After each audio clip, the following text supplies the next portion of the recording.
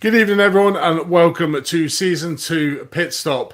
Here, talking about everything about Round 1 and the Season 2 in general. So, welcome to all our new viewers here tonight. My name is Andy. I'm joined alongside me, that side, with Mr. Tom Binger, my co-commentator. Tom, good evening, mate. Welcome to the very first episode of the Pit Stop for Season 2. How are you, mate?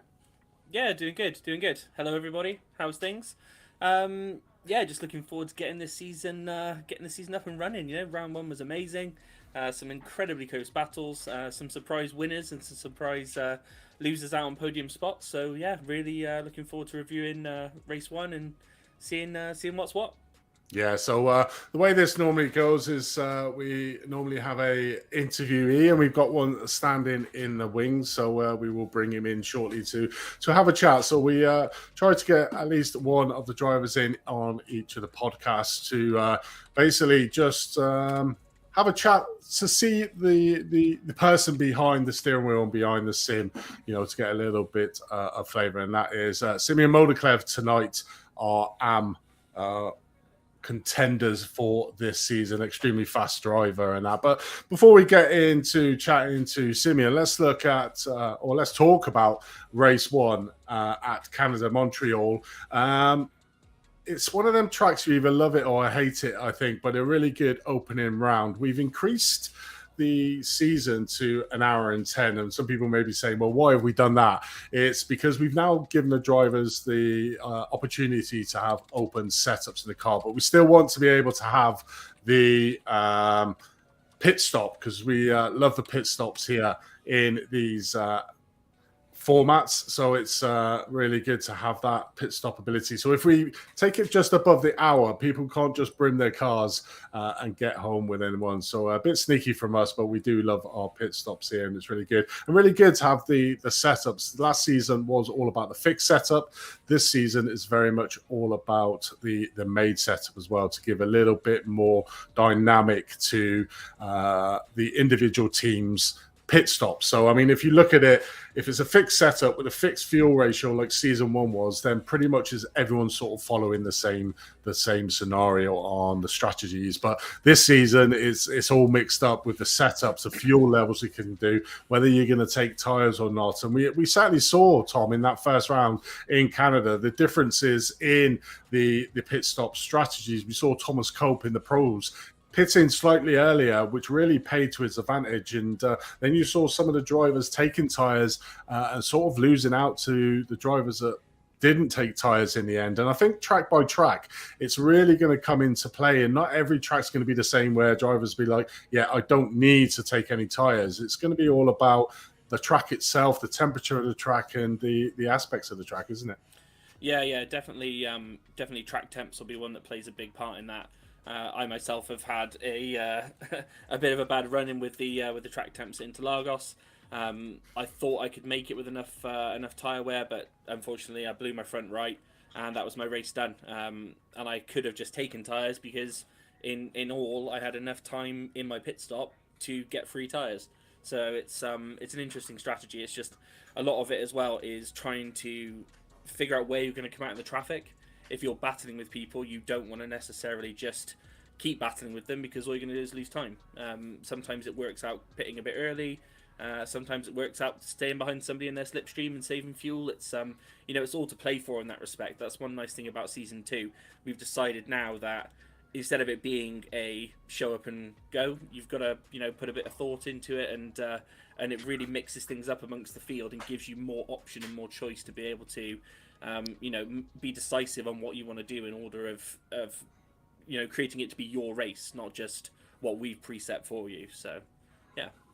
100%. I mean, obviously, we've got Watkins Glen out next this Sunday coming. I mean, it's going to be a really interesting one, because I don't know if the drivers are aware that the actual race is going to be a night race, because the race will start at 7 p.m. And therefore, it's going to be a night race for the majority of the race. And I mean, it's not the best lit round, Watkins Glen, but it's going to add something different, because everyone's driven Watkins Glen and everyone loves it. But I don't recall ever driving it at night. So it's going to be interesting for the drivers to try and deal with that and just look after their headlights. Yeah, I mean, at least it's wide, plenty of room at the Glen. you know, you said everybody loves it. I hate it. Um, I never liked it. It's just one track that I've never had great results there. That's probably why I don't like it. So, but yeah, it's gonna be an interesting mix up for to have 50 plus cars on the grid, and see how people handle it at nighttime driving. Because if you haven't practiced, make sure you practice. If you haven't practiced, you're gonna run into some potential problems. It's like doing the 24-hour Nords. You get loads of people drive it in the day, comes around to the first stint at night. Next thing you know, you lose where you are, you crash, and it's all over. So putting in the practice and joining an official practice that we'll try and get put up tomorrow is it's going to be crucial to be able to put yourself in good stead for the race. Yeah, it is. And also we've got, the season one regulars that come back for season two, but we've also got quite a few drivers, brand new drivers into season two. So it's always nice to see them. And some of them are really putting their heads out until you got Lee King McGee, who's done really well in the pro. You've got Thomas Vangen, who's won the first race of the season, quite a convincing win as well. So, it's good that we've got fresh blood along with the old and bold from season ones, I suppose. Yeah, it's nice to it's nice to mix it up and bring some really strong runners in, because last season obviously we're used to seeing Scotty Mokes up there, Thomas Cope, some of the heavy hitters from season one, sort of running away with it in other words. But now we've got some new blood in, and Thomas, if you're watching, you're bloody quick. You need to calm it down, because the lap times you were putting in, I can't remember what lap it was. Was it lap? You did a 1:43, I believe, but it was right towards the end of the race on worn tires. So yeah, okay, low fuel, that's fair enough, but being able to manage the tires around Montreal like that and still put in a fast lap time, we don't know how you do it, but secrets you can share. That's fine. It's a lot of them, I suppose, isn't it? I mean, you look at Patrick, who hasn't joined us for season two, around Interlagos. That was the race you were talking about, and you basically had to go in because you got black flag for changing tires. And yet Patrick didn't change tires once and actually won the race outright. I suppose it's really good now with the way iRacing is that it's basically a tune into the way that you drive the car. So if you drive it super aggressively and constantly go into the corners, sliding into the corners, your tires are going to wear, and it's all about keeping it smooth. So I think iRacing has certainly got that nailed down with the tire models that they've got now. And all they need to get, I think, in the end now is rain, and they'll have the perfect package. Oh my God! Did you just mention rain? Don't mention don't mention those words. I imagine in leagues, rain is going to be fantastic. In long races, rain's going to be fantastic. But iRacing, fixed sessions on the actual server itself. Carnage. Everybody can just feel their SR and their safety just crashing like a burning plane. When they bring rain in, it's going to be awesome. We're definitely going to set up some big endurance races when rain comes in, and see if we can crash some people's GPUs and CPUs. Luckily, I've got a good bit. Yeah, Andy's got the nuclear reactor there. That's lucky, isn't it? Yeah, he keeps rubbing it in how I need to upgrade my PC. And my PC's good. You got all the gear. You are the man with all the gear, no idea. You can see in your screen there with your DD1 and your DD2? what's that? DD2 and your Porsche wheel and your triple screens, and then your computer that's got a 2060 graphics card in it. I mean, come on, get your priorities sorted. 2070. Oh, 2070. I'm sorry, I missed 10 off there. I'm sorry, mate. Hey, it makes all the difference, all those extra bits. It makes all the difference. It certainly does. But okay, let's about us chewing the fat. Let's bring Simeon in, and we can have a chat to him about his aspirations for the season, and just a little bit of a warm up for Simeon. Last season, he was extremely quick. He was one of the drivers when he was on it, but he was also one of the drivers that when it was going bad, it went bad for him. And a couple of the races last season, he almost fell off the cliff there. But certainly set his stall out here for season two, the winner of the AM class in season one. But without further ado, let's get him in.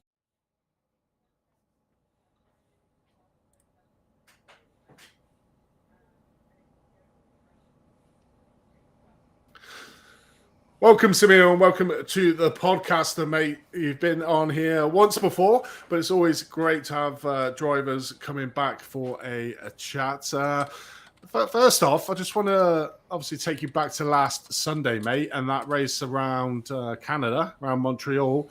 How was that for you, mate? No, it was pretty good because I got to win, of course. I had a great pace around there, and the setup we had was very nice onto the curb, so we could push a little into the curbs on the chicanes. So the race went pretty good, and I got top 10 overall as well, so pretty happy. I mean, it is. We were saying just before you came on about obviously your season one escapades, should I say? We call it them. Obviously, the races that you've done really well on, you were really up there. I mean, the one that comes to sort of mind to me is Fuji. With very much racing with your teammate, you had the opportunity to win that race. You held back off there to let Sander win that race to sort of secure that AM championship. But then we saw other races where you pretty much fell off the cliff and went out. Have you learned from your experience in season one, and what are you going to bring forward into season two? Yeah, of course. I think the first half of the season went pretty bad. I wasn't putting in all the practice I needed, so when it came to the race, I wasn't always prepared. So sometimes it didn't go as planned. Um, but in the end of the season, I got pretty good pace. So and I started practice more. So it went better and better. And we have done a lot of practice for Montreal, and are doing a lot of practice for Watkins Glen. So that I think that's what I'm gonna focus on. I'm gonna focus on getting all the practice in and try to win all the races. So obviously, being part of Sim Racing Norway, are defending season one team champion. Do you feel a little bit more pressure now to make sure you get the performances in? Because you are probably one of the favourites at the moment, I would say, to take that AM championship and obviously get them vital points for the team. With Sander moving up to Pro Am now, and obviously you've got the rest of your team, but you seem to be the one that could probably get the most points with the rest of them trying to establish their feet in the new class that they've been put in. Yeah, of course, I feel a bit more pressure because a lot of other teams have really pushed in a lot of drivers themselves. Team Bear Pope, I think I have two teams, and of course Eagle Coatings as the Norwegian team. I know them. They are pretty fast in everything they drive, so they will be contenders for the team championship. And yeah, so I will try to get all the practice I can get, so I can get the most points for a team.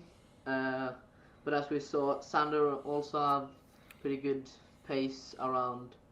Still in the pro-ams, he got third, I think, and with 0x that helped him and the team. So we are still on first place, I think. So we are doing quite good this season as well. You're certainly going to be there or thereabouts. You get in the race wing, but IGL Coatings may be up there as well because I think they got a first and second. So it's certainly going to be tight at the top within the team championship. You mentioned there quite a few times Team Bear Pope. You know, we saw Michael Hooper last season, season one, literally romp it home in the Pro-Am in the end.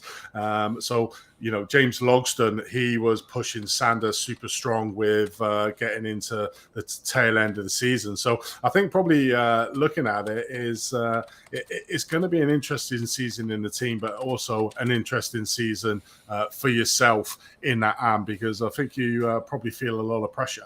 But anyway, that's sim racing. Let's find a little bit about Simeon the man. I'm not going to say sit on the fence or anything, but what F1 team do you support, mate? Of course, Red Bull Racing. I love Max's personality. When I got into Formula One, I watched the first. I didn't watch the first race in 2021, but I watched the second one, and ever since I have kept up with the Formula One, and I love Max's radios, so I think it was a pretty funny one. So I liked him, and I also, of course, knew Red Bull from the drink. So I started following them. Drinking it. Yeah, and I started following them. So, and of course they won, so I stick with them. Um, why don't you tell the viewers something that we probably don't know about you? Maybe a hobby that you do. I mean, we've saw last season some people make steering wheels, play guitar, do karate. What can you tell us or tell the viewers something different about yourself apart from the racing, or is there anything, or you just purely focus on that racing? I don't do so much after racing, but I don't have that much time because school. So I do a lot of schoolwork, and then when I get home, I do my homework, eat my dinner, and try to get the practice in. But something I can put out there is probably there's I don't know if you have it in England, but it's called paddle in Norway. It's um it's tennis and squash put together, so it's quite funny to play. Okay, I'm trying to vision that playing squash. I play squash and I play tennis, but I'll have to Google that because I Yeah. don't think I've ever seen that puddle. Is it called? I'm gonna have to have a look at that. But I mean, if you don't mind us asking, Simeon, how old are you, mate? I'm 16, turning 17 this year. Well, I Too mean, too fast for 16, surely. I know it is, isn't it? It's shocking all these young guys just picking up a controller or a sim rig. And obviously, tell the viewers what you actually race on. What's your setup there that you've got? I just a few months back I bought a new one, so I have now the Sim Magic Alpha Mini with the round wheel stick with it.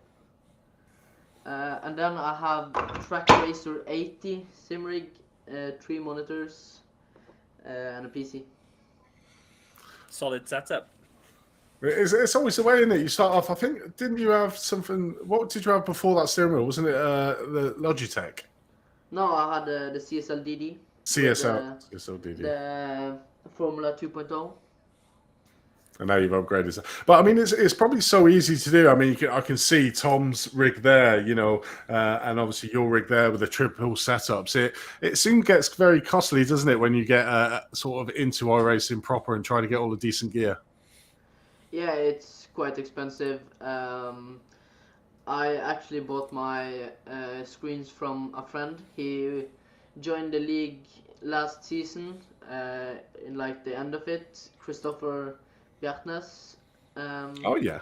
Yeah, he has now quit. He had a lot of other things he needed to do, so I bought my screens off him when he was trying to sell his rig. There you go. Not only being part of the league, you got a cheap setup out of it as well over there. But Tom, have you got any questions for Simeon? Yeah, I just wanted to ask how are you enjoying or finding the car change? Because obviously you switched to McLaren, and you were mentioning about how it was good on curbs. And I remember when I drove it in a season, it didn't like the curbs very much. So, how are you finding that changeover?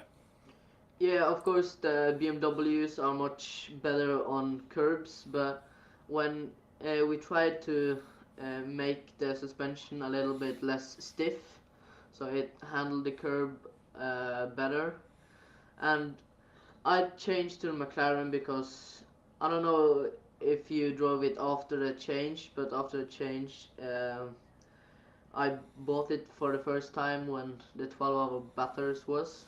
So we tried it there with a VRS setup, and it felt quite stable. We finished the 12-hour on I don't know, I think it was 11th, 12th place. So it felt quite stable all the race with heavy fuel, less fuel, tires, everything. So we wanted to try it out for P-Link. It worked quite well in both the VRS iRacing officials, and then in practice it went quite good, and of course in a race I won, Sander got third. Kim and Goran had a bit unfortunate races, but still the car felt good. Yeah, I noticed there's a sprinkling of McLarens this season, so obviously a few people finding it good. Do you think, obviously with Tom Savage right behind you, do you think that the McLaren is going to continue through the season with some of the tracks we have against the Mercedes? Um, I don't know. I hope so, of course, but I don't drive the Mercedes after. I think it was the season before the Porsche was good. So in like after the summer, it was quite good around 24-hour Spa, and it was the best car to drive in GT3s that season. But after that, it fell off, and it didn't work for me. So I still don't know how Tom can drive the car. I don't get how to drive it, but he has good pace, so I think we will stay together at least, and hopefully I will be first over the finish line. Yeah, Tom's definitely a fast driver. A lot of it, I think, comes down to the fact that Mercedes just got a massive engine. That's The grunt that's a in good. it. Yeah, it's got all the grunt, doesn't it, on the straight? So, but no, thank you, Simeon. Thanks for answering those questions. I appreciate it. Matthew? We do have a comment in the YouTube from Matthew Gerard over in New Zealand. Hi Matthew, welcome. Thank you for joining us, mate. Good morning. Hopefully, it's Good morning. yeah, good morning over there in New Zealand. So Matthew's asked, as a young guy, do you have a part-time job to pay for your sim gear? No, I don't. I I get my in Norway. We have this when you turn 15. You either say no or you say yes to keep on being a Christian if you are born Christian. So when you do that, you have a big party and everything. So you get a lot of money when you're 15. So I took out £500, I think it is for you guys, but I took out that and I saved up my weekly money from my parents. And then I bought the CSL DD. And then me and my dad built a 3 rig, like in planks. That's how I started, and my dad had an office, so he got all his screens from the job for free because they didn't use the screens anymore, and that's how I started in Performance Link Season 1. And now I got a little bit of help from my parents and my bank account, so then I bought myself this rig. So yeah, a little bit of saving and a little bit of help from my parents. As always is the way, and I suppose if you start getting good at it as well, you know your parents are quite happy to support you in it. I suppose it's better to have you in the house playing on sim than getting up to mischief as a young 16-year-old. Yeah, I wouldn't like to think what I used to get up to as a 16-year-old. That was for sure. It's amazing to see the amount of dedication. You know, you're obviously big into F1, big into racing in general, and to see at your age, you know, as Andy and I are a bit older, to see at your age somebody that is that dedicated to put the funds aside, to save, to work hard, to go after something that you're very passionate about. It's very admirable for somebody your age. So my hat's off to you there, Simeon. Thank you. So that's great. I mean, I don't think I've got any more questions, and I'm not sure if there's any other questions from the chat. Let's have a look. Gotta love parents. Good work. Yeah, certainly do love parents. I've got 2 daughters, and they pretty much drain me dry, I think. Everyone's moving to Norway as well, just so you know. Everyone's moving to Norway. There is. But Simeon, you know, thanks a lot for coming to join us. Is there a shout out or anything you'd like to give anybody before we let you go, mate? Yeah, of course, you guys for the season and the league and everything behind, and my parents, and then Sim Racing Norway for helping me to improve, and for having fun in this awesome league.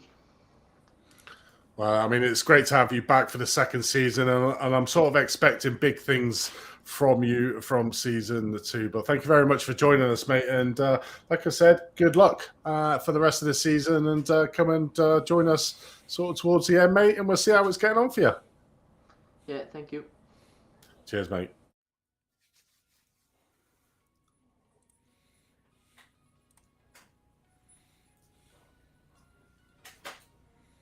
So there was Simeon there to joining us, one of our drivers.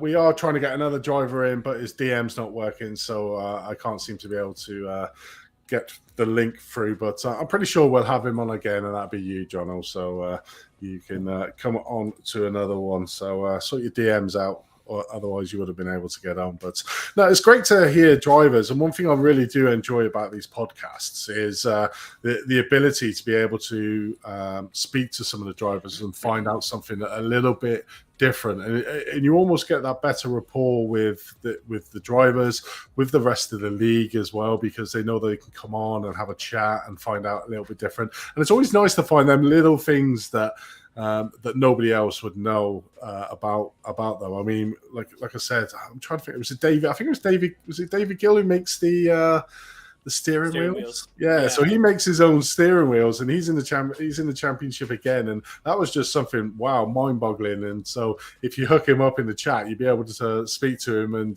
he'll show you the wheels that he makes. And if you're very nice, he might make you one for you, but you'll have to ask him. But it's always good. And we got Lewis McElvenney, who's very much a Scottish karate champion from season 1, but it's always nice to learn a little bit more about the drivers, isn't it? Yeah, I mean, it's nice to put a face to the name. I've raced in tons and tons of different championships and leagues and things over the past, and you see a name on there, and they start to become this mythical beast that you're chasing, or they're chasing you, or that kind of thing. And to be able to see that everyone got spanked by a 16-year-old in race 1. It's it's definitely rubbing a bit of salt in the wound, isn't it? Let's be honest. So, but no, fair play to Simeon. He's obviously very dedicated to what he's doing and putting in the time and the practice. And it's nice to meet the people themselves for a change. Yeah, it is. So we are trying to see if we can get another driver in, a brand new driver into the season, which is always good to chat to him to see how they were. So let's see if we can get him in here. Let's see if he comes on. So I've just sent you the link, John. Also, if you click on that, come in. Just make sure you mute your mic, mate, or else I don't want to hear any profanities going out on YouTube. But no, it's interesting to get no nudity. Yeah, unfortunately, I can stop that. So there you go. But no, it's good to see some of the guys and the drivers joining us in the chat as well. I mean, I'm just looking up. We've got AKM King Y. As well, it's coming on. So thanks for joining, Steve Pierce. Obviously, lots of room until someone crashes going up the hill. Then it's absolute carnage in Watkins Glen. So I absolutely love Watkins Glen. I know you absolutely hate it, but without the bus stop as well, it's going to be really interesting. Yeah, I mean, I don't know. I think it's going to be a nightmare because everyone drives it with the bus stop. I mean, a good nightmare. They don't want to put people off, but with everybody driving the boot layout 9 times out of 10, unless you're in some very very slow cars like Mazda's, Formula V's, that kind of thing, it's going to catch a lot of people out because normally coming into the bus stop, what sort of speed are you going? You're going just about into 6th gear around the bus stop there, and then sort of changing down, but then finding yourself now at the top of 6th gear, having to brake into a initially off camber right-hander downhill, and funneling in there with people that are obviously going to be right on your backside. It's going to be really interesting to watch. I'm really looking forward to this one. Yeah, it definitely will be, and certainly being a night race as well is going to make it super interesting. But I've managed by the means of modern technology to get one of our other drivers in, our brand new drivers. Jono is going to come in. He is driving for Performance Link. So it'd be interesting to get him in, just get his views on the first season. So let's have a quick chat with Jono.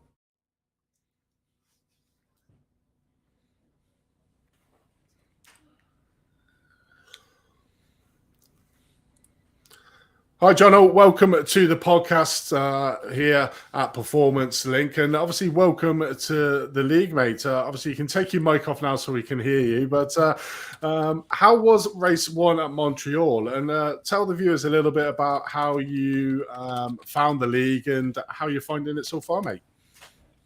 So I was rebuilding my sim setup one day. You can see my basic setup in the background, and I really wanted to get back into iRacing, so joined a group on Facebook and was like, anyone know any good leagues? And someone recommended Performance Link Esports and linked to Discord and joined on. And then Tom sort of invited me to a few, I think like an Icelandic race, and I did quite well on that. And they sort of just got me in the league and sort of back into it. I think Montreal was a bit of a steep curve for me, so trying to relearn how to do all the setups and strategy. My qualifying was absolutely awful. I think probably a bit of adrenaline nerves got to me, and I think I was about 5/10 slower than the quickest lap I could do. So, I was just getting really frustrated. And then in the race, I decided to choose to pit for tyres and lost about 10 seconds on the car who I was battling with. So, lesson learned, I guess. So. Yeah, it definitely is. Obviously, we ask a lot of the drivers on here, how did you get into racing? How long have you been iRacing? What's your preferred car? And also what setup you're using to drive? Yeah, so I got into racing in about 2010. My dad took me to watch British touring cars at Silverstone. And then pretty much since then, I've been a petrol head watching touring cars almost every year, Formula One, pretty much anything I can watch at the same time. I'll have 3 monitors on at the same time watching all 3 races. So, got an apprenticeship and thought, I really enjoy project cars. I wonder if there's any simulators on PC. Saw iRacing, spent a huge amount of money buying every single car and every single track at one point. And then, sort of upgraded from Logitech to Thrustmaster, got myself a play seat, and still got it today, really. So I'm imagining then you don't use monitors because if it would, I would be seeing them. So do you use VR? I do use VR at the moment. I really want to get a 3 monitor set up. VR gets really hot in there, and I can imagine if I'm racing like the 40-degree heat, if we had it again this year, I'm probably gonna pass out. Need to invest in an AC unit. Yeah, I've got a fan, but in VR, because obviously as you're racing, you're not blinking as much. You're so focused, and your eyes they dry out so bad. I've never done it. I mean, I've heard people saying get motion sickness, but I imagine it doesn't really affect you, considering obviously you can do an hour and 10 race. So have you done longer in the VR headset? Because obviously we've got 2-hour races coming up into the season. Have you gone that far where in VR concentrating for so long? I haven't, in all fairness, no. I think the 70-minute races are the longest I've been to. So, but yeah, motion sickness is fine. My dad can't stand it. If I put him on it, he can barely get out of the pit lane. He absolutely hates it. He thinks it's too real. Everything's around him. So, no, I love it. So obviously you are brand new into the season 2, the Performance Link, and I imagine you've had a chance to look at the calendar. What rounds are you particularly looking forward to, and what rounds are you probably dreading? I thought I was going to look forward to Watkins Glen this weekend, but in practice I've just been absolutely awful, and I'm dreading it. So I'll say that one I'm probably dreading the most. I'm looking forward to the special races and sort of trying new. I think I did see we had Bathurst, I think, at one point. So Bathurst is my absolute favourite track. So really looking forward to that one. Well, you got 2 hours, but like you said, you were looking forward to Watkins Glen. You're not so now. So maybe as the season goes on, you might be dreading every single round. But let's hope not anyway, because that'd be a complete disaster if that was the case. But it's like Simeon just said, who came on. Simeon has obviously done season 1. He had very much mixed fortunes. I mean, I'm interested to know your sort of league experience. How much league experience have you had on iRacing, or is this your very first league? I'd say this is my first official esports league. I did some non-official league racing, so sort of having like 30 people in a Discord server and hopping on, and I finished 3rd in the championship there with GT3s. But yeah, I hadn't raced in a league for 3 or 4 years. So. How are you finding the class of field that you are currently in this season? I mean, we've only had 1 race, so it's very early days. But how did you find the competition in the season so far in Montreal? Yeah, I think I'm probably I've settled in quite well with the Pro-Am class. I think I finished 5th in my first race, so and I definitely was racing about 80%. I wasn't taking the final chicanes and the other chicanes as quick as I probably could be. I really just wanted to finish my first race rather than be known as someone who takes out about 5-10 cars on the first lap. So took it a lot easy. So yeah, I'm here because I want to make a name for myself. I do want to win. Yeah, hopefully I'll work things together. I might try and pick up the pace as much as I can, or try and push on a bit more. So. Yeah, definitely is. I mean, obviously your I rating is probably Quite far low. low because quite low at the moment. I mean, you was originally in the rookie until Tom said not a chance is he a rookie. He's pro-am, so he moved him up. So you know, you could have been a SEAL clubber down there, but I've got to admire your honesty saying that yeah, rookies is a bit low for me, and then we put you up into what we feel is the right class. You've got 12 races to compete in. You can drop 2 rounds for sort of like your poor score. We have increased the amount of fast repairs to do. Does that make it a lot easier when you're racing over a 12 series season? Well, I think it's a lot to get to grips with. You know, I've not done it for so long, and you know, even doing the setups, there's so much that goes into it, and you know, the guys in the Discord chat are going in even in detail with like tire pressures. I'm very much someone who just loads up a setup and drives, and if the car's not working how I want it, I'll probably have a meltdown and then try about 10 different setups. So I think at Montreal I was using an Interlagos setup or a Long Beach setup. So that's how far it was. I was going through every single setup I could find, which one makes the car feel the best. So, I suppose you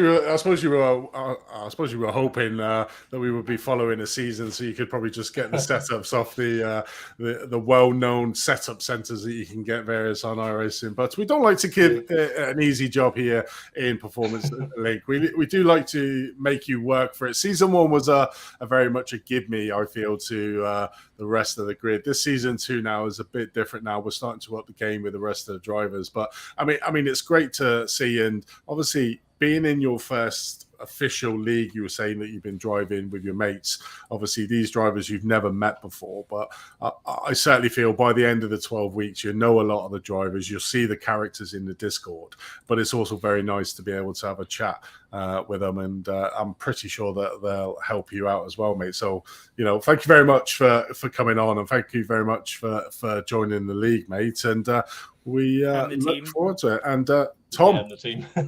is there anything you would like to ask Jono?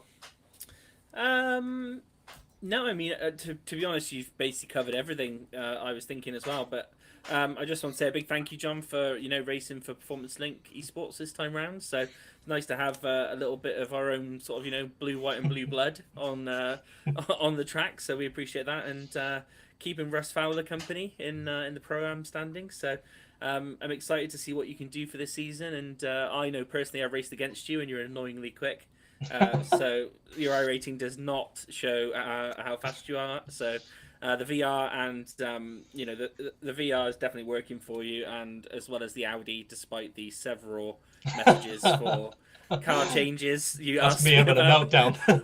Audi's not good enough. I need a different car. Yeah. So I wasn't sure which one we were going to select there for a while, but we hammered it into the Audi. So, and you can still change, just so you know, but please don't. The problem is iRacing has changed so much. I mean, 2-3 years ago, the Z4 was my go-to. It was the car would just clat over all the curbs. It was unbelievable to drive, and now they're very sensitive to everything, and that was the hardest thing to learn when I was getting in the cars. I mean, I tried that Porsche, and I was like, God, it's understeery as hell. Like, I just can't stand it. Yeah, the new tire model, as well, has definitely played havoc with a lot of things for a lot of people. So, but yeah, once again, mate, we're really, really grateful to have you on board with the Performance Link team. And is there anybody you'd like to give a shout out to before we let you go? Shout out to Tom, who probably bears with me all my meltdowns on private chat.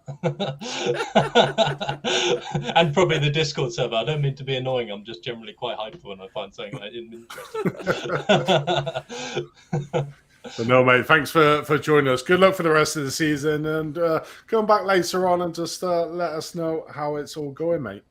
Yeah, no worries. Well, thank you very much for having me, guys. Thank you very much. Cheers, Jono. Us, mate. Cheers. See you, mate.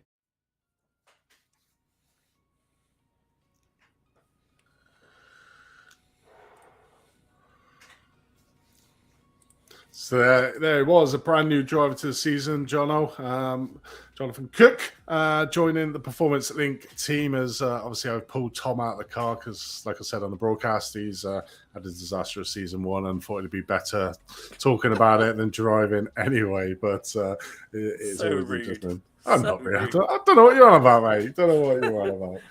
But I suppose let's get into probably the worst part of this podcast, but probably the most entertaining from probably the driver's point of view, where we look at the penalties. So what we do like to try and look at, we like to be as open and as honest as we possibly can be here at the Performance Link Esports League. And one of the things we do is, what we're going to do now is we're actually going to live stream the stewarding session that we're going to look at with the incidents that the drivers have protested, and then give our verdicts out on stream so the drivers can see why we've come to the decision, and we've found it's been really beneficial. I think I've been in other sort of leagues where it gets quite toxic after you've issued the penalties out, but I think it's been a real big success the way that we're doing it here, in being open and honest about how we do. And the drivers do still have the opportunity to protest our decision, which is done by an independent steward that can look at it. They can either give the same, give less, or give more. So it's very much down to how that the independent steward would see it. But without further ado, mate, I think let's get in to it.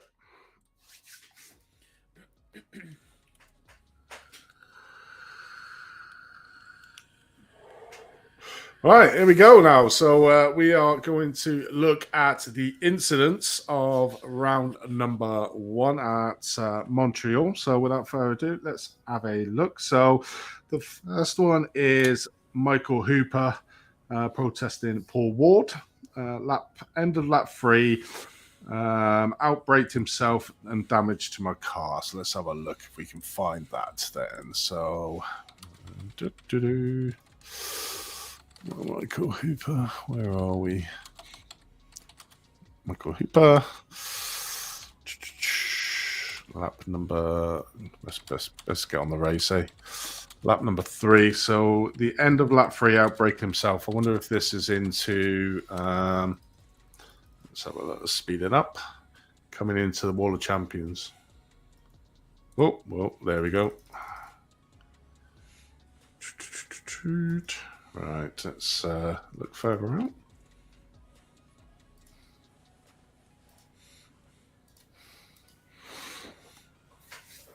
Let's have a look here.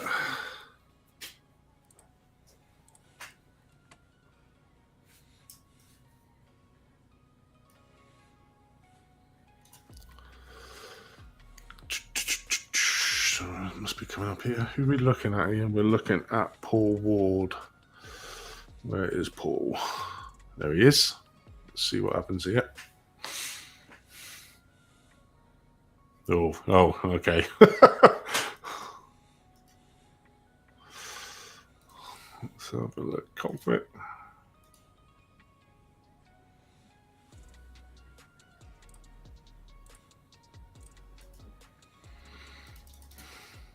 I think that's pretty much a slam dunk, isn't it? I think. Yeah, I mean. So it's always the responsibility of the driver behind to maintain that safe distance. I think you can sort of clearly see there. If we look at the top 2 cars at the top here, we can see them pretty much putting the brakes on. Let's see where the brakes go on. Looking at the cars here.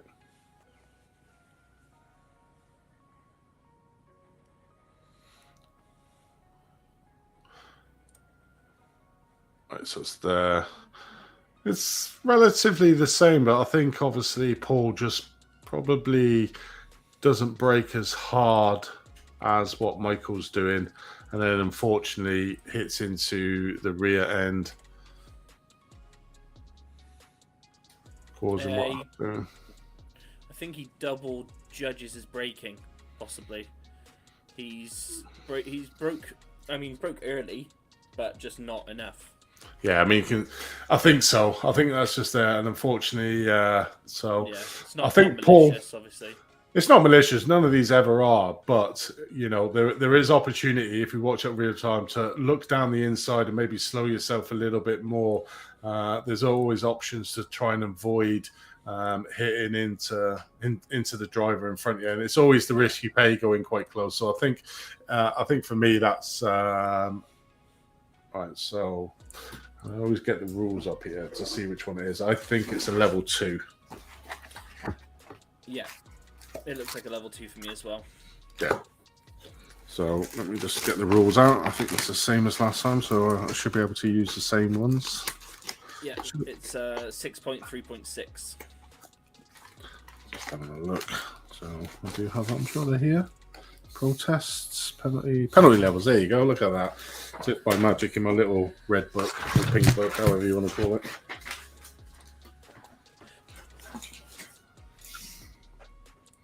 Yeah, anybody in the chat is welcome to throw in their 2 cents if they like. You know, we do have the live chat up, and we take on board all comments and bits and pieces. So you know, it's open for you guys to say what you think as well.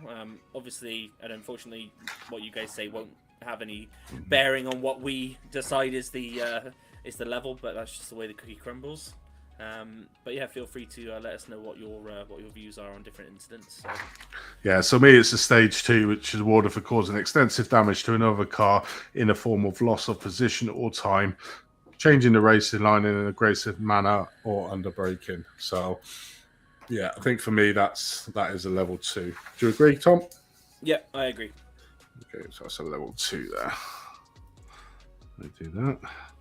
Okay, next one is Gordon Haig on. Who's that on? Gordon Haig is on Stefan Fonzie.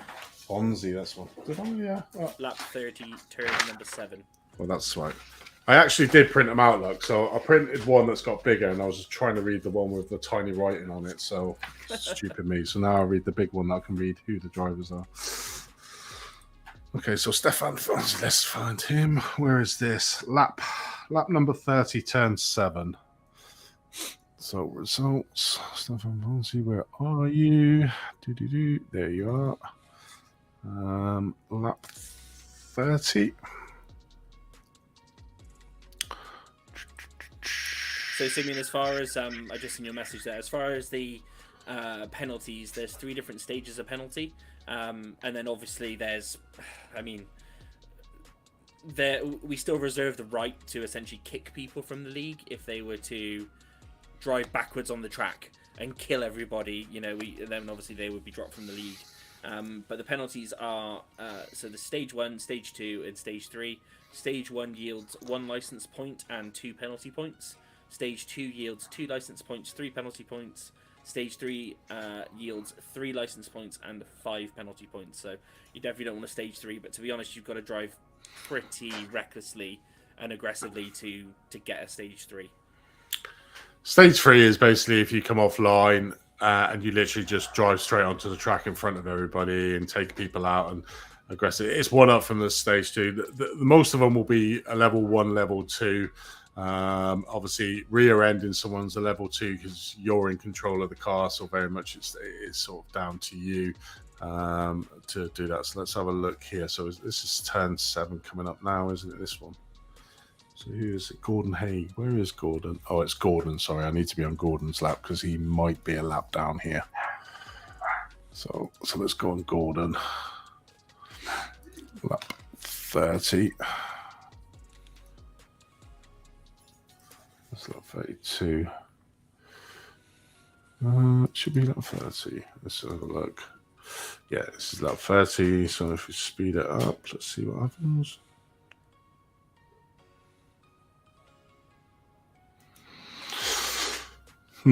Okay. Don't see anything there. So we're on lap 30, aren't we? Yeah, lap 30. We'll look to see.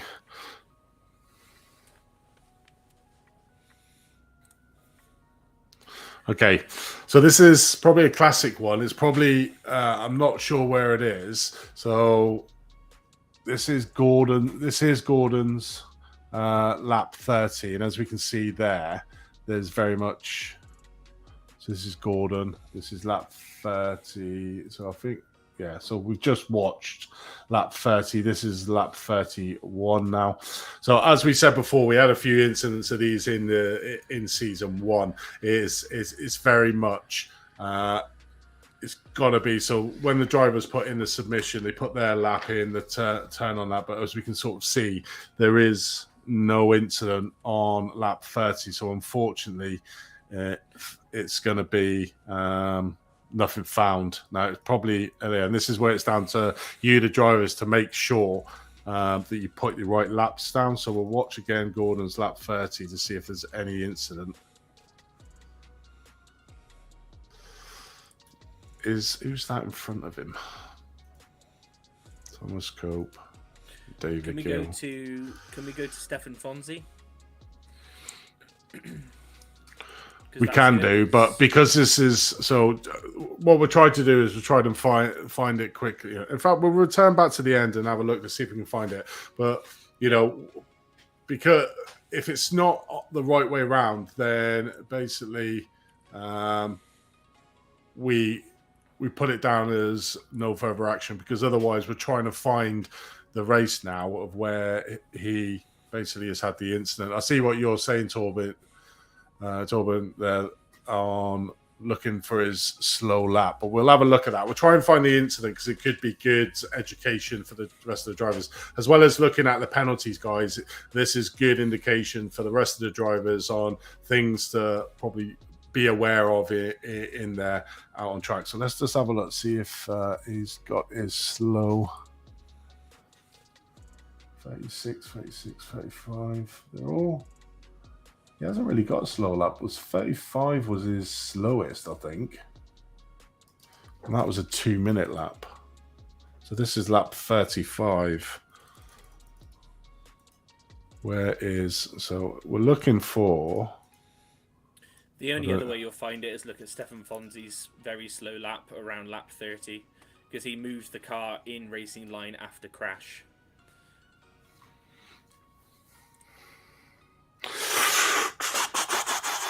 I mean, it's you guys can obviously see where we will struggle with this kind of thing, because unfortunately if we had to do this for every incident, Andy and I wouldn't be able to ever do anything. We'll have a look. I think it's 35 or something. It was a crash, cost me 2 positions on my 0x. Not sure. We'll have a look at the end if we've got time to look at that. But at the moment, well, I mean, it's going to be no further action because we can't find the incident on there. So it's quite important for you as the drivers to make sure that you put down the correct lap.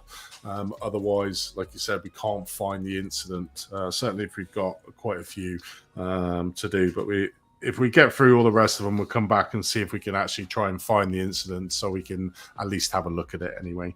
Okay, so the next one is Daniel Sedgley. Protesting Michael Cody, lap 15. So Daniel Sedgley, there he is. Info, lap 15. That's actually a great idea, Dean. I mean, it is a good idea. I mean, I can make a video for that because it wouldn't take very long at all, and it'd be quite a simple process. Anything we can put in useful links to help drivers out, or people that might be new to iRacing or to the league or anything like that, we can definitely throw that out there. Zero's comment saying not really. I also understand that too, because I mean, if you're joining a league and this sort of thing, you probably know how to do it, but if we can throw it out there and make it helpful for everybody, then that's something we can I can dedicate a little bit of time to get that done. So I'll put that together this weekend if I have a chance. There's a lot of rugby on and a race that we're hosting. So we have a lot going on in the background.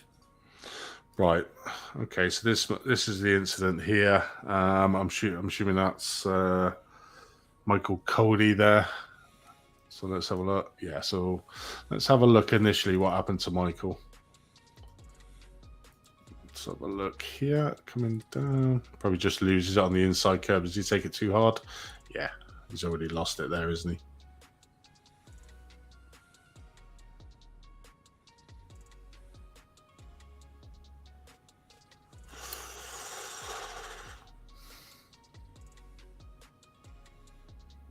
bike's a bit. Yeah, it's slightly lost on the braking on the downshift. Right. So this is probably a prime one here. Obviously, you make a mistake, guys. What he does well at the start here, if we just go slowly, we can see here there's a car in the background just here. When my fat head gets out of the way, you'll see him. Here he comes. But then he starts moving back into the line of traffic. So you see he's moving back here. See if he's moving back now. Now, if he's looking at his relative to see where cars are, he can see a car will be within a second, which are these cars here. You can sort of see him now. Still coming back, still coming back, still coming back, still coming back. He's not stopping. So what he's doing is he's closing. You can see there he just took some damage. And that car, who was that actually? Lance Sorensen literally clips the back end of him out on track. So this is what should have happened here is, one, you look at your relative to be able to say, right, okay, you can see cars coming from behind. You're out of position there, and a prime example of this is one of the incidents we're going to look at last with Michael Hooper. He did it perfectly of what to do in this situation. The problem is here, I understand that people want to get back onto racing, but you've got to be aware of the drivers around you. So at the moment, you can see he's right up against the wall here. Lots of room for other drivers to quite easily take their line. But if we pan on here, we can see the car's coming and he's starting to move backwards.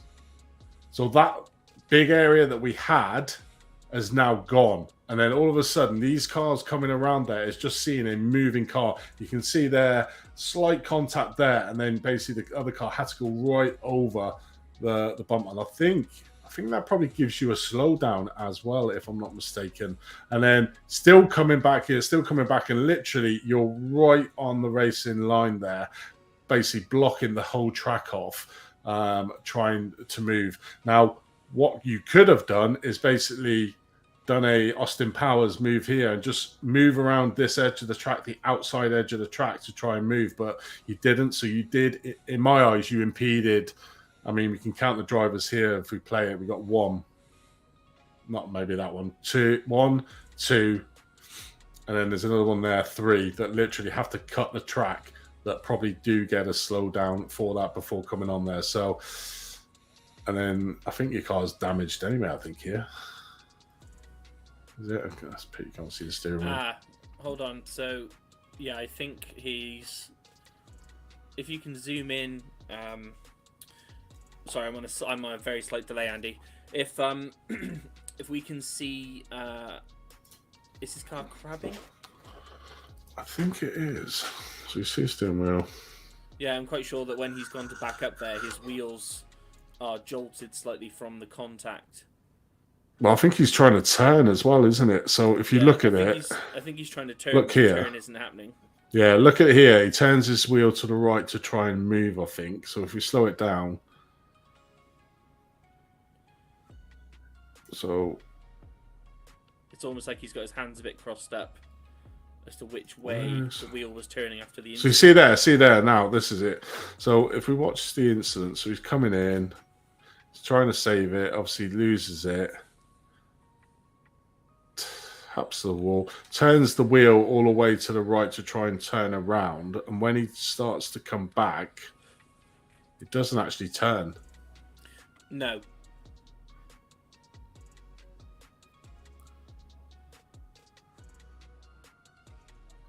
That's weird, because that's not enough contact to cause damage to the steering. No, I think I think it was already done. But who knows with iRacing, the smallest of contacts, you come in here, there's no contact with the car in front. Yeah. Hits the curb and then hits the wall. And literally, but he hits it straight on. So you can see him turning to the right, tries to reverse, and the car just goes straight. I wonder if you can see it from the outside, actually. Let's have a look around the car.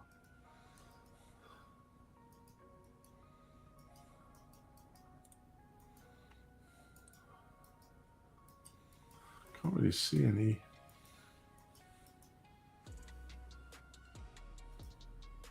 Can't really see much damage to the car, but it was a distinct that it was not turning. But the thing for me is he's moving back into the line of traffic, not checking his relative. Yeah. I wouldn't say it was a level 3. So this is what we see. I see the difference of a level 3. If Michael basically floored it and just moved right back into the car, I do feel, and the mitigating circumstances, like in rugby where you try and mitigate the red card, the level of danger. Yeah, so the mitigating for me is that he has turned his wheel fully to the right to try and literally turn his car around in the area. But when he's turned it and put his foot on the acceleration, the car has just gone straight back. Now, the problem is, for me, is that's mitigating in the fact that he was expecting his car to turn, but it didn't. But what obviously makes it still a penalty for me is that he didn't stop at the first opportunity. I would try and move forward off the racing line and kept on coming back. So for me, I think that's a level 2. Yeah, I agree. I mean, in order for it to be a level 3, it's got to be, well, not got to be, but if he had just put it in reverse, floored it, like you said, flung across the track in a very fast manner, then I could see that being a level 3. At this point, because it didn't cause a huge incident, yes, some people did have to cut the track, and that did impede their race, and that's why he will receive a penalty. But yeah, like you said, with mitigating circumstance, I can't see it being a level 3. No, it's a level 2. It was if it caused a massive. If he went back and a car slammed into the side of him and then caused a pile up, then yeah, that's probably borderline more of a level 3. But the fact that the other drivers had to steer away from him means that it's more than a level 1, but not quite a level 3 because he didn't power across into the back of him. So that's why we're sort of saying it's a level 2. Okay, next one. Stefan Andersson against Lars Sorensen. Let's have a look here.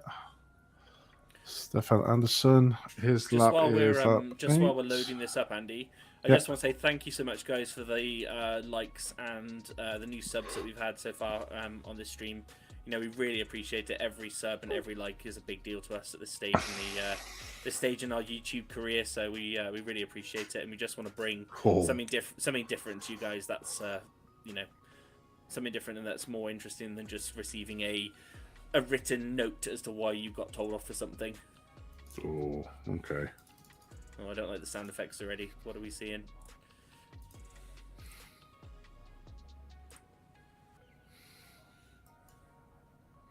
In fact, yeah, I'm thinking about this. You're watching it straight on YouTube, aren't you? I am. So just to help you out, Tom, I actually thought of that. I'm going to our Discord. And then basically share my screen so you can see it live, mate. I appreciate that. That's my bad. That's my bad. Isn't it? You know what? I was joining in with the viewers. We were hanging out. We were watching at the same speed. Just make sure you mute your mic in your headset, mate, or else... yeah, roger that. Alright, so there we go. There you go. Now you can watch it live. You can see what I'm seeing. So again, this is a slam dunk. Obviously, let's have a look on board, see what happens. Coming round, tries to get up in the inside, and basically hits the back of him. So, who's that? What numbers are they? 217. So this is where it comes down to respect as well, guys. This is a pro driver against a AM driver. So we got a pro driver and AM driver. Looks like it's coming up for lapping. So we look further back here. And I imagine it's lapping. Let's see, are they in position? What position's that? 25th.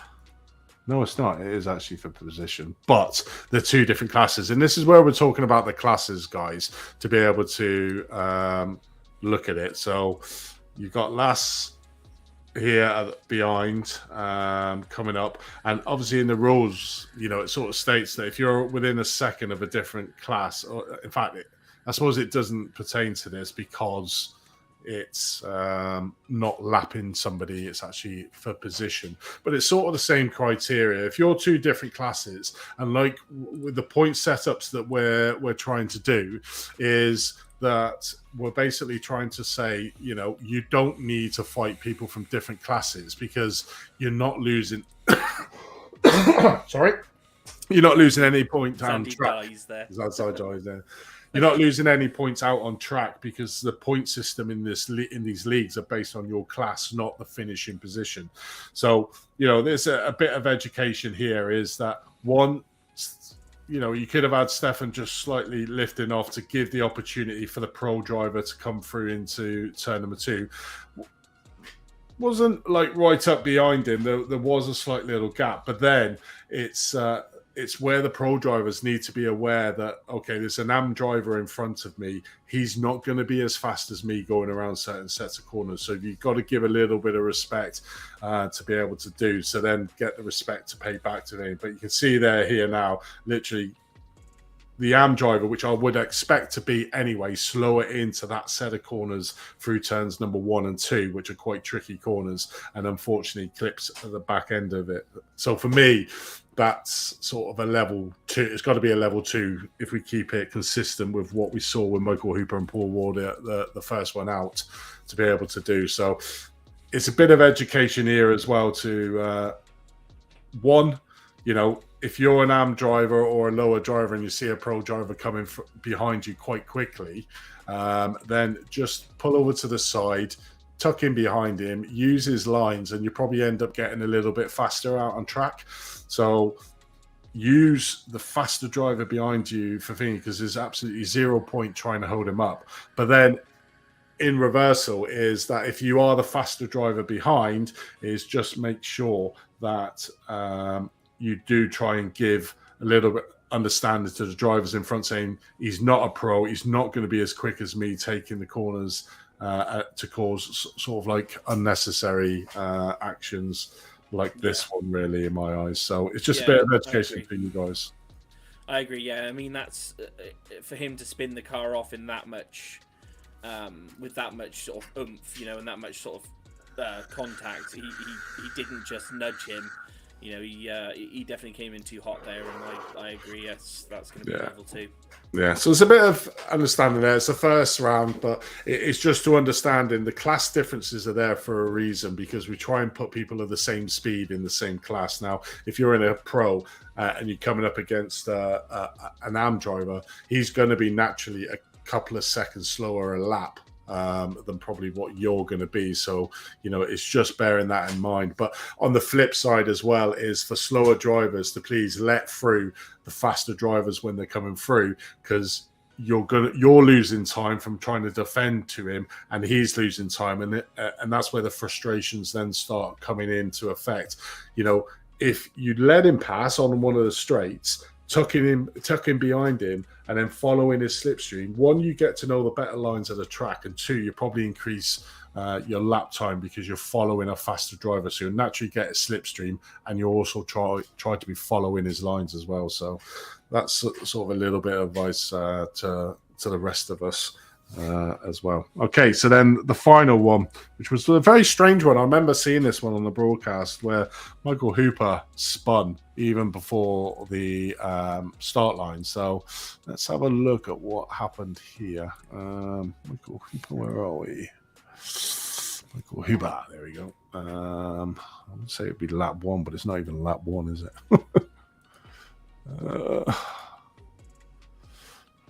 Right, and we'll watch it through. We'll watch a whole incident through, but bear in mind what we were just talking about Michael's incident. Look at what Michael does here, and what he does here is perfect, and what should be really done by every driver when this sort of effect happens. So let's just go back here. So we'll look at this chase. So the incident's coming up, but it's between obviously himself and Thomas Cope here. So we'll see what happens on this first instance, but we'll watch it through and watch what he doesn't do. That's really weird. That is weird. That is really weird. Can we... Just want to watch this. I just Yeah. want to watch this incident to show through here. Yeah, he's doing the right thing. This is textbook as to what you should do if you spin. Unfortunately, he's had a terrible thing happen to him there. You know, he hasn't meant for that to happen, and to me, it's a very weird. He must have just rotated on the curb. That's the only thing I can see. Yeah, the back wheels have just spun up, haven't they? Yeah. So the back wheels are spun up with the cold tires. He's obviously shouting at himself more than anything, I imagine, and iRacing for that happening. But he's taken the time to join the track very sensibly, even though it's lost him a lot of positions. You know, it comes down to that respect factor that Andy was talking about before. If he just aggressively tried to join, Pro-Ams are going to come through, and then, you know, Pro-Ams, AMs, rookies, and you're just going to have an absolute nightmare, and it's not going to gain him any positions, and it's just going to make things worse for everybody. Yeah, I mean, you see it here. He's literally spun it here. There is a gap, but he's decided, you know what? I'm not in a position because he's literally face on. Let's see if I can get another camera. So he's face on against the wall here, and basically, he could have gone now to get back on track, but he wanted to get into a better position because the next class came through. So he was looking at his relatively perfect, looked at his relative to find a spot. He lost a lot of positions in the meantime by doing that, but what he didn't do was cause an absolute carnage into that first corner. He waited for the space and didn't do it. But let's have another look further back. So, I'll chase. We'll address that question in a second, Simeon. So coming up, let's have a look at from.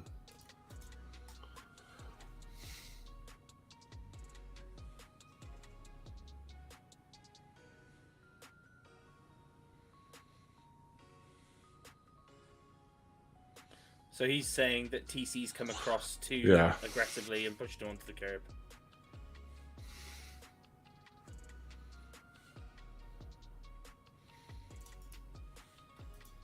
Can we see it from the front, please, mate?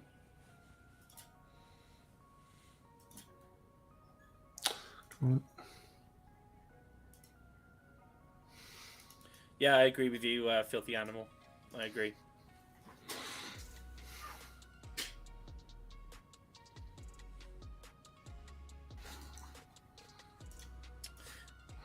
I think there was space. I think you could probably say that for all the cars that came through, because if you look at this Lambo behind, if we just follow on the Lambo behind, the Lambo comes in a little bit, probably a little bit more space, but really weird because it shouldn't have spun even going over that curb like that, because you would have been going not that fast. It's almost like netcode happened, isn't it? Really. Because he shouldn't. It should not. It's a really weird one. Really weird. Should not have spun the car like that. I mean, he's going 74 k's an hour. He's literally just put his tire on, and then the back end just kicks. Because if you look at the car behind, he literally follows the same line. So if we play it slow, so. This corner bit here is where he goes. Watch this Porsche behind. If we look at the Porsche behind, that way. Look at that. He's going over the identical line. And the BM behind is going over the identical line, but don't kick out like that. Yeah, the BM doesn't count because the BM's the curb monster, isn't it? It is, but you got a Porsche behind who's exactly the same. I probably understand a little bit. What Michael's saying here is that Thomas does come over. He never encroaches. I mean, that's the closest that get. There's still slight room there. So I don't believe there's any penalty. I think it may have spooked to Michael a little bit here where he goes on the curb, but that should have no way reacted. The car should have not reacted the way that did. I mean, that kicked out at the end. Look at that. It's really weird. Can we see it on board? It's pity we can't see, and this is where it is a pity that we can't see the inputs of the... It will depend on when he gets on the power. That's the Let's big have a thing. look. Because if you're half on the curb and you get on the power early, then it will spin you round. The other curb that's really bad for that is on Red Bull Ring, turn number 2 on Red Bull Ring. That outside curve, you know the one I mean? Yes, after the hairpin. There you come past the pit wall. You turn right, yeah. Down the hill, all the way down the hill, then you turn right again at the bottom. The hairpin, yeah. Yeah, that outside curve there. Yeah, that kicks you up. Because it's very strange, because if you look at this, when he comes into the corner and goes off, if he put the accelerator and his wheels off, the revs would have gone up. They're not. They've gone a little blip there, but it's only like 2 lights. Hold on. Watch. I see what Michael's getting at here. Watch his steering input when he goes to the curb. Play it. Go back a bit, mate, and then play it full speed. Michael's steering. He gets spooked by Thomas Coke coming across. He puts a very, very quick right-hand turn in. You'll see here in a second. His steering wheel turns very, very quickly, and that happens to happen when he's on the curb. Look at that. See that extra little jolt there? Hmm.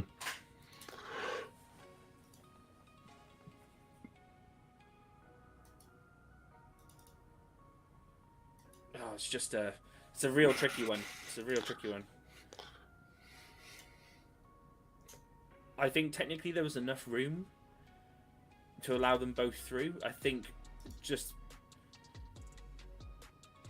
Oh, it's close, isn't it? Yeah, I don't think there's... So, I mean, if you look at from further back, I mean, it is just a natural line. You wouldn't come massively out of here to get that in. I think there was space. I think there is a slight bit of spooking from the inside, but I still think there was probably space there to go in, and maybe that is what, like you said, there might be a bit of sort of net code involved there. Where's it going? Because it almost kicks out and it kicks on him. I understand what you're saying with the steering, but Filthy Animals made a really good comment there. He said, like Cope does leave space, but the early turn-in makes it seem like there wouldn't be, and it would have forced a single file suddenly. Hmm.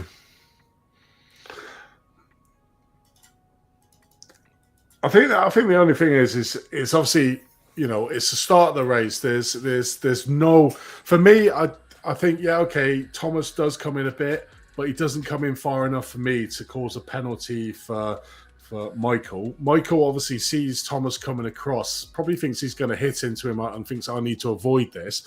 Turns his wheel, like you said. He was on top of the mound when he possibly did it. And because of that extra turn, that's what made him sort of turn around on that. So it's probably a bit of educational, really.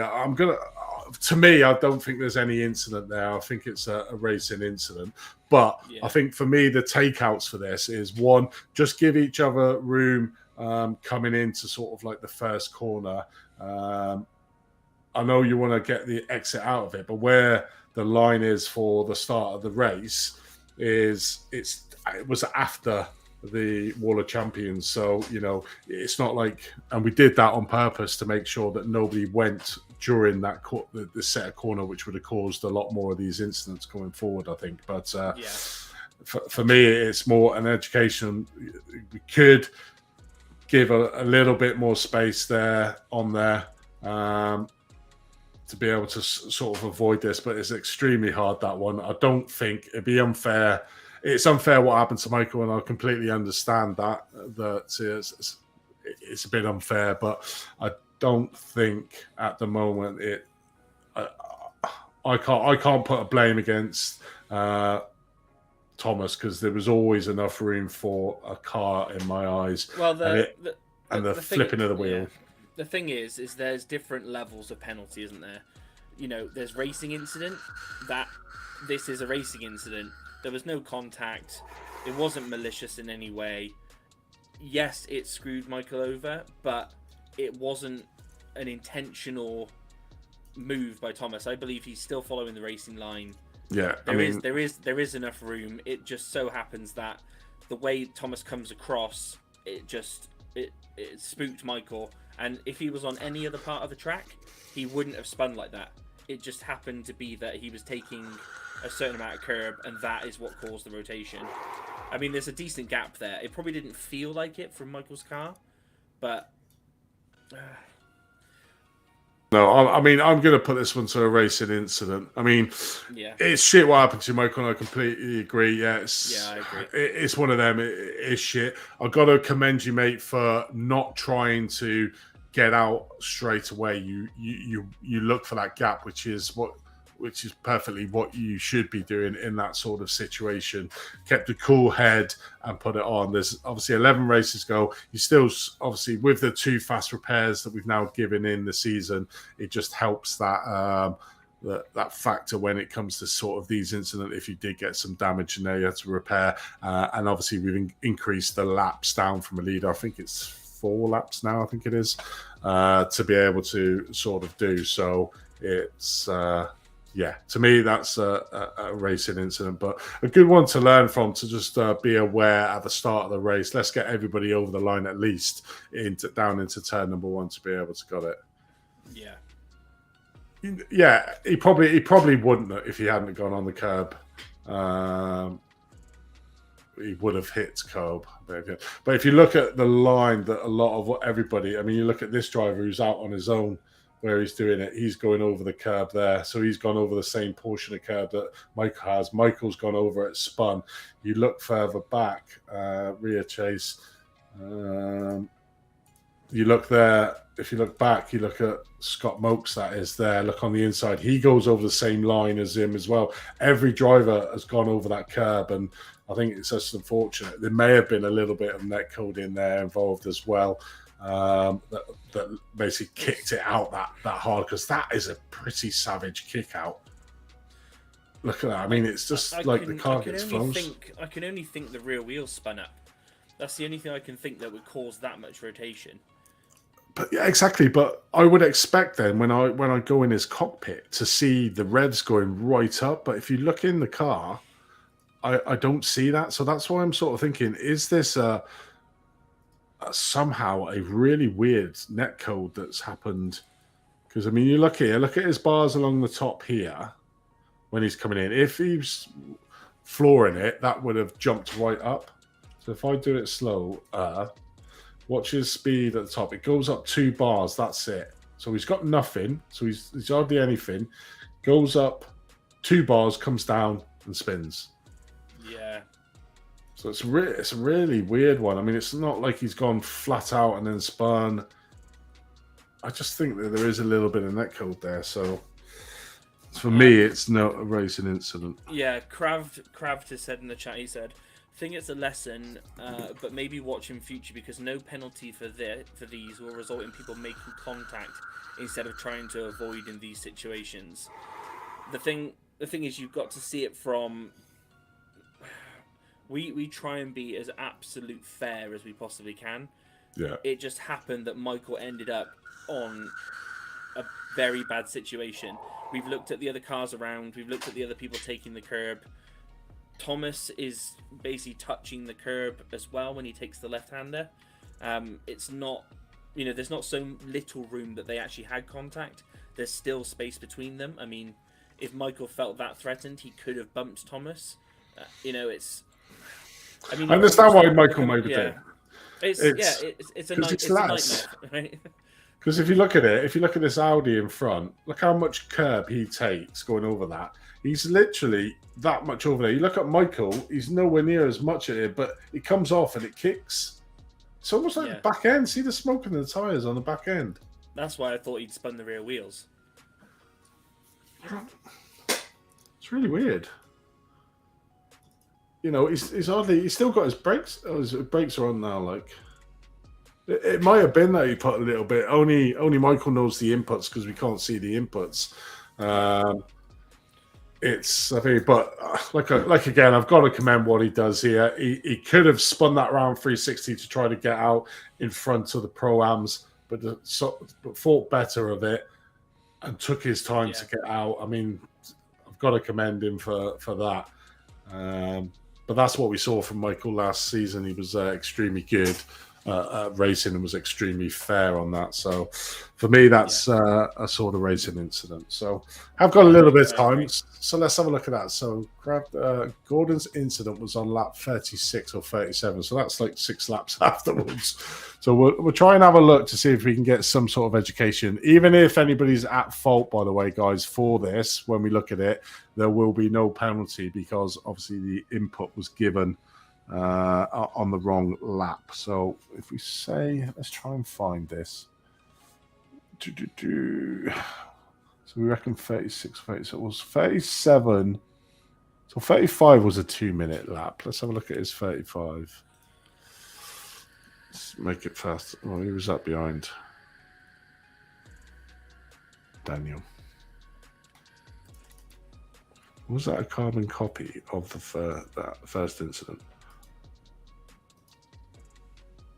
Let's have a look at this incident here. Yeah, we agree with you, Filthy Animal. He did have to tighten onto the curb. We do understand that. Technically, he made the choice to tighten onto the curb because there was still room. So it's like, we love Michael Hooper. He's a stand-up bloke. He's a real good guy. He is a great driver. He's done the absolute perfect, ideal rejoin there. It's just worked out as a very unfortunate incident for him because of what happened. But it's not something we can hand a penalty out for at this stage. I just can't see how we can penalise another driver for taking a tighter line. Yes, but there still being enough room. It's a difficult one to call. Okay, so it was actually lap 37. So only seven laps out, Gordon. Better than this time. So let's have a look at this incident here. Savage, we don't condone squeezing people to the inside curb, but you have to understand that's an incredibly tight chicane there, isn't it? I mean, it's not comparable to a lot of other tracks. That's it's a very, very narrowing point, and it's a difficult one to call. But yeah, like we said, we can't see being a penalty. We try and be fair to everybody. Yeah, we try and be as fair as we can and try to be as consistent as we can on everyone. We're not fully qualified bloody stewards, not by a long shot, but we call it as we see it.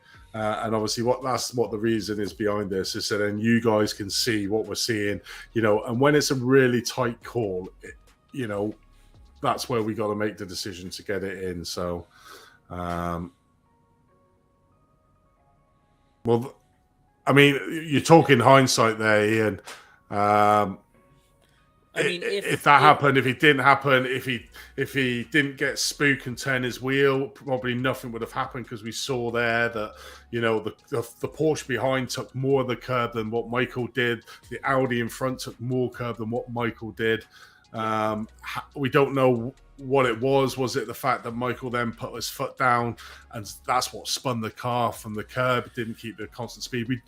These are the inputs and outputs that we don't know when we're looking at a thing like this. So we can't penalize. If Thomas had came across and basically literally cut off the fact that there wasn't a car's width for Michael to get through, then that's a different story. Then Thomas would have got a penalty for encroaching out of the line. But because he kept the line, and where I was seeing that he was following almost like the Audi's line that the car took in front of him, then that's why we come to the decision we got.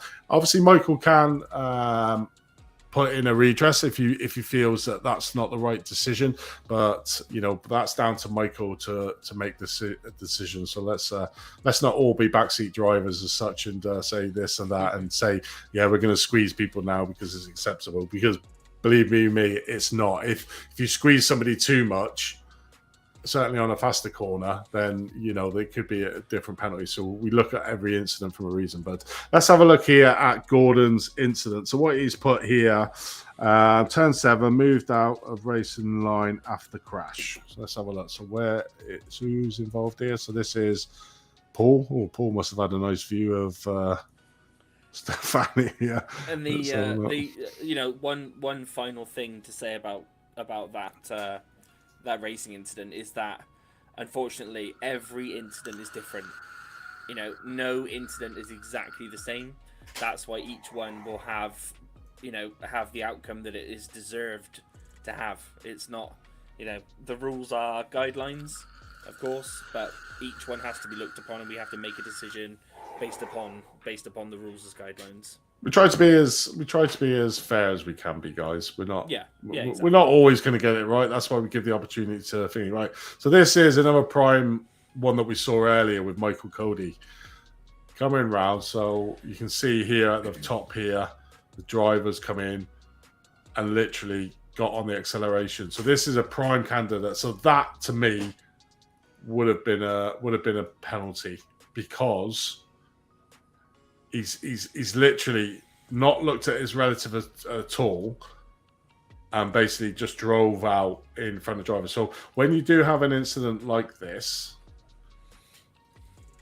like Michael got a level 2, this is exactly the same, because if you look around here, Stefan's up here, he's spun, he can see on his relatives that cars, and then starts moving when the car would have been under a second, and then the car behind literally had nowhere to go. So if Stefan had stayed still where he was, it gives Gordon the opportunity to get around him, because you can see him coming up now. If we look on board in the cockpit, you can see there he's got an opportunity. He's trying to steer out of it, but now the car's moving. He's just got nowhere to go. So if you do have this sort of incident, make sure you look at your relative to be able to see if there's any cars to move. Because if you start moving, if you stayed there, you would, of course, damage to yourself. And also, Gordon could have probably just got there. You would have lost the position. And how far is the car behind Gordon? So the car behind Gordon is probably a little bit. But then you would have had an opportunity to probably get out in front of Russ to be able to do it. It's all about looking at your relative. So always have your black box relative up during a race to be able to see where the car is behind or the next car coming down the track. Because what you've got to bear in mind is, you're stationary, the car behind is coming up quite quickly.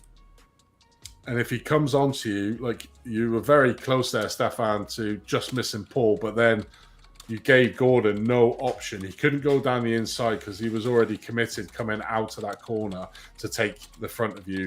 But obviously you moved into that call. So it's this is a level 2 penalty, but because obviously the lap was wrong, Stefan, you've managed to obviously avoid the penalty this time. But for future reference, and obviously one to be aware of, if you have a spin like that, look at your relative. If it's cars close to you and you don't believe you can get out, stay still until you can find a gap, because then you're giving the options to the car behind to make that decision, because there's opportunity when you're coming around here around the corner. You can see the car there to maybe try and do it. I understand what you're possibly trying to do, but you pretty much almost, it looks like you writ off Gordon's car, and I think you writ yourself off as well. Also, how did I make this transparent? It's how amazing I am. I can give it to you if you want.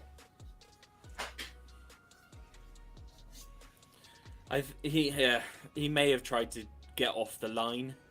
I think he's thought, oh God, I'm on the exit. That's the line. I'll bomb across. That'll give him the gap. But best thing to do, yeah, like Andy said, stay still. Don't move. Yeah. The problem you got here is on your relative now, you would have seen a car about 1/10 of a second behind, and then the second car after that around about 3/10 of a second. So you haven't got any opportunity to make any reactions within that short amount of time frame. I mean, let's have a look at the incident itself of spinning on board. Let's have a look. Cockpit. Let's have a look at the incident. Probably just, put a bit too much gas on, hit the wall. So you're actually off the racing line there, and then reverse back onto the racing line. Let's have a look at the.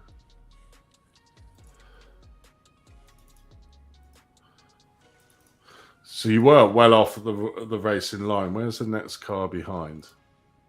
So the next car behind, who was Paul, far chase.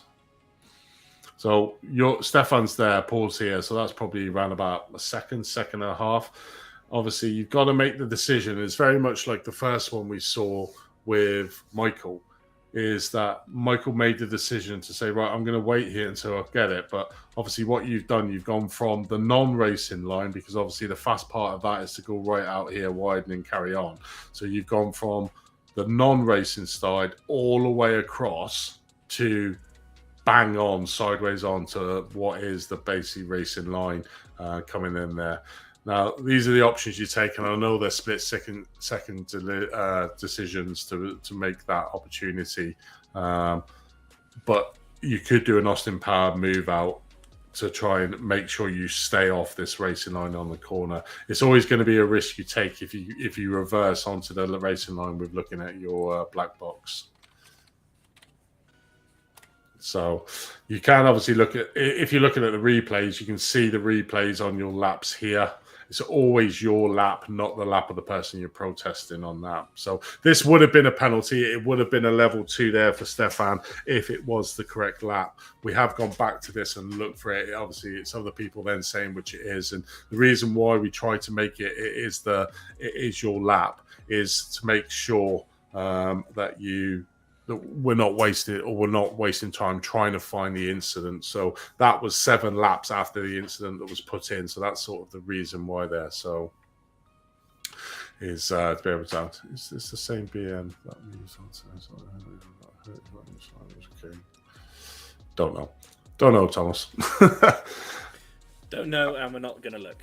No, we're not. It wasn't protested. So there we go, guys. There's the protests. We will obviously put the results in the penalty sheets. And then obviously the drivers have 24 hours to put in if they want to protest the penalties that we've given or any of the incidents. Well, it is, but hopefully that's informative as well to you guys, as well as it's for looking at the penalties for us. It also gives you a flavor of some of the incidents and what other drivers are doing, help you improve. Yeah, okay, I probably would have done that, what he done there. I understand why I possibly shouldn't do it, what I should be looking at when you're looking at the fact of it.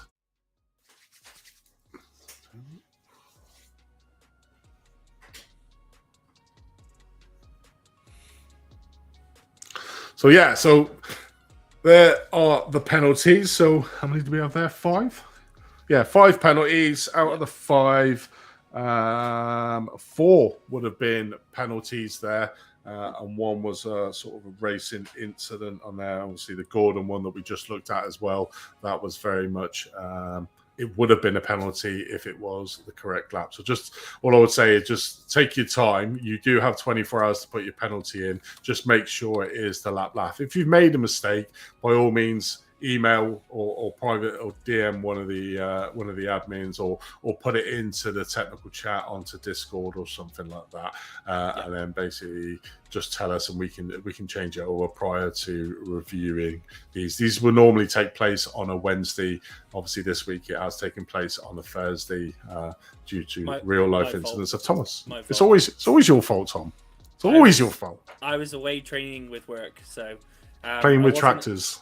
Yeah, basically. I was gonna do it on my laptop, but the hotel Wi-Fi was like farm net, so I couldn't even watch like anything on it. I tried YouTube videos, and I think they were coming up in like 480p.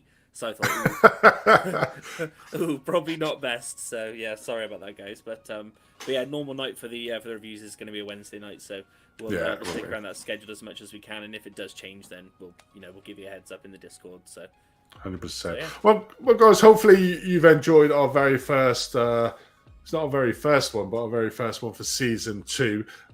We will be having another 11 of these, possibly 12. We'll see how it goes, but certainly one after every round. We'll be having a look to review the incident levels. And what we really do enjoy is the banter and the conversation that you guys give us in the chat. It's always good to make sure that you're enjoying what we're trying to sort of stream here. Keeping us on our toes as well. Yeah, I like to keep you on your toes, and Tom will get a lot better. So he's going to sort his mic out for Sunday as well. So we do apologise for his savage feedback on the stream on Sunday. Yeah, sorry about that. He's had his slap wrist, and he won't be doing that again, will you? I've got to buy another one now. It's bloody... Exactly. Andy's nodding. Exactly. One of these bad boys. There you go. You want one of these just because it's got funky, lovely colours, and it's actually quite a good one anyway. But it's all that money Andy's got. Wow. Yeah, I've earned it, mate. I'm nearly 50, so you know. True, you deserve it. With my silver fox hair, like, do you know what I mean? But no, guys, thank you very much for joining us. Obviously, we have Watkins Glen coming up in on Sunday, which should be an interesting one. Like I said at the start, if you hadn't realised, it is going to be a night race at Watkins Glen, so it's going to add to the excitement for you guys to be able to do that. So not only have you got the lovely, but the reason why that is one, because, well, why not? Because even though there's no lights, there'll be headlights, so it'll still be good racing. And two, the temperatures will be nice and cool. Watkins can get extremely hot, and that's probably why Tom doesn't like it, is because the temperatures get stupidly hot, pretty much like Interlagos on there. But no, it's been a pleasure doing this for you guys. Tom, you got any final words you want to say to the guys? Yeah, just obviously massive thank you to everybody for joining up with the league for season 2. Without you guys, none of this would be possible. Thank you to Andy, obviously, for all the time and effort he puts in behind the scenes. It's unfathomable the amount of work he puts in. So thank you to you, Andy. Thank you to TC for the photographs, and just thanks to everyone for making it a fantastic start to the season. Definitely is. But guys, if you like the stream, give us that thumbs up. If you haven't subscribed, think about subscribing, click on the bell, and you'll get notified for every time we go live in a race, and also for the podcast during the week. So guys, thank you very much for joining us. Hope you've enjoyed it. And if you want to come on for a driver chat, let us know and we will bring you on and you can have your say out on the podcast. But till next time, or till Sunday, have a great weekend and see you all very soon. Goodbye. Bye.